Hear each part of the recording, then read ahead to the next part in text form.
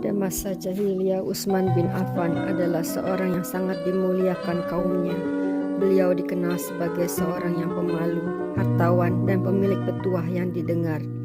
Dia tidak pernah sujud kepada sebuah patung pun, tidak pula berbuat keji, tidak pernah minum khamar, baik sebelum maupun setelah Islam.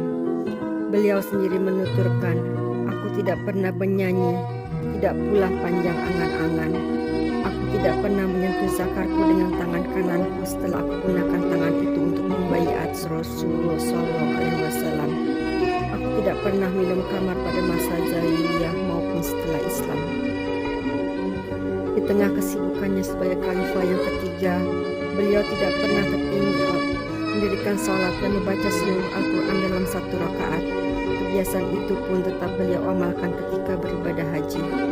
Beliau akan berdiri di dekat Hajar Aswad dan mulai membaca Al-Quran dari awal hingga akhir dalam satu rakaat salatnya.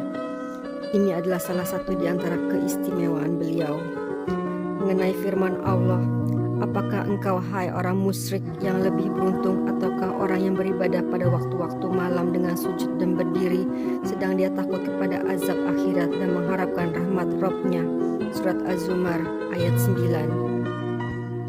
Ibnu Umar berkata bahwa yang dimaksud dalam ayat itu adalah Utsman bin Affan. Juga tentang firman Allah, "Samakah orang itu dengan orang yang menyuruh berbuat keadilan dan dia berada pula di atas jalan yang lurus?" Surat An-Nahl ayat 76.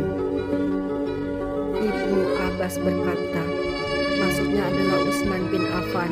Beliau pernah dituduh telah berbuat bid'ah, yaitu tidak maqsar salat tatkala di Mina ketika haji. Beliau salat sempurna.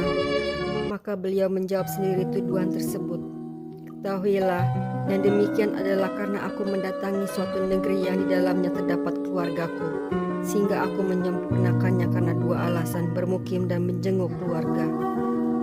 Imam Az-Zuhri mengatakan, Utsman salat sempurna di Mina 4 rakaat karena orang Badui pada tahun itu sangatlah banyak. Maka Utsman hendak mengajari mereka bahwa salat zuhur dan asar adalah 4 rakaat.